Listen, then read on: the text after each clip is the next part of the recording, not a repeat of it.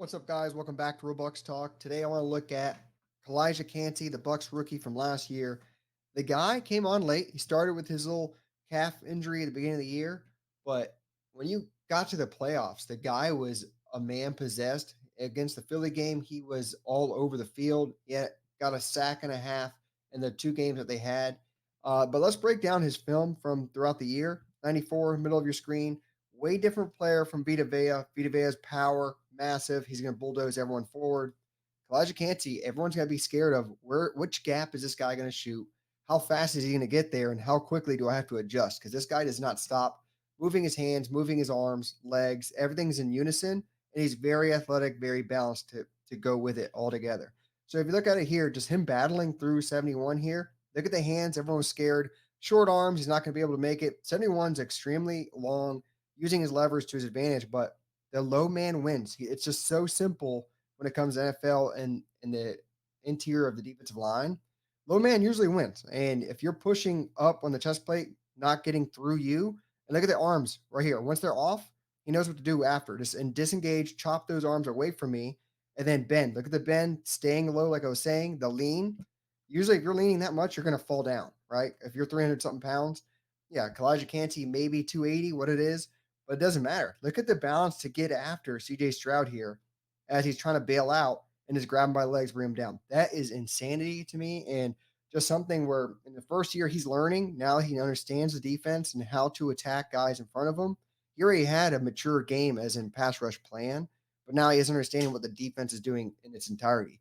So you see him here coming again, going to the tack, that chest plate of the guard, getting through it, understanding where's the quarterback, where are my eyes, is he going to bail out left or right? Which way do I have to go? He's not going nowhere yet, so I'm just going to keep driving through. Even though I got those short arms, right, guys? Doesn't matter. Those legs are churning, pushing in the pocket. He realizes he can't go nowhere, disengages, and gets in on the tackle right there.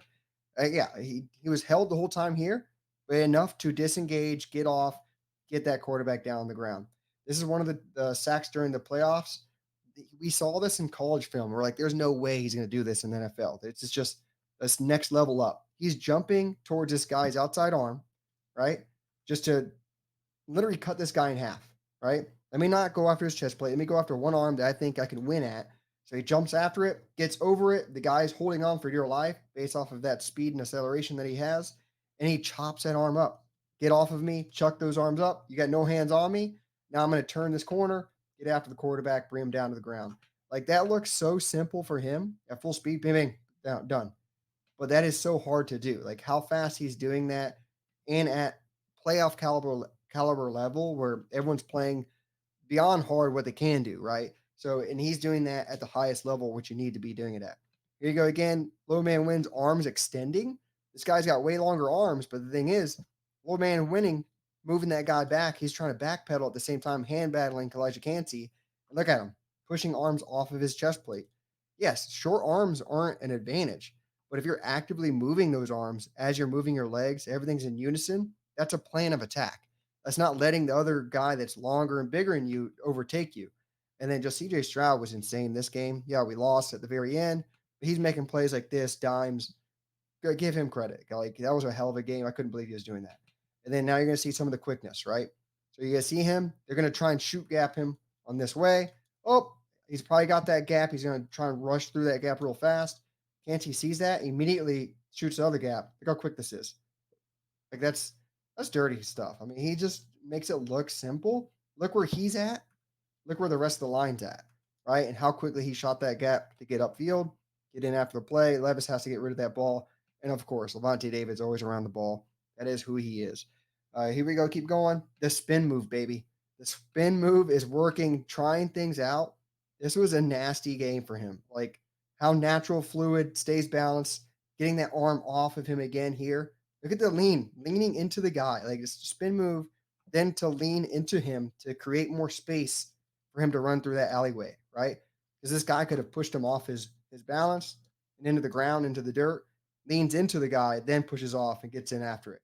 Again, TJ Stroud, incredible guy. But we keep moving on. Look where he's at alignment wise. He's playing on the outside. They use Vita Vea as a little stunt game here. Vita Vea clearing out the path right here, taking on two guys. And then you're going to use the speed of 94, Kalijah Kancey, to get upfield and get it on the quarterback here. Yes, he gets away. Oh, and he just misses on a sack, but still, like the creativity of how Todd Bowles can use Kalijah Kancey, you saw it in the playoffs. He was standing up. He was almost looking like a linebacker at times. This is a weapon on defense. This isn't something where there's a 4-3 down lineman, you just put his hand in the dirt and let him go. No, you use him any way possible, right? Use linebackers blitzing to open up ways where you can get 94 more active, right? This is where the mind of Todd Bowles can create so many more opportunities for a guy that can wreak havoc in the backfield an opposing offense. Again, look at the coverage he's going through here. He's starting in this gap.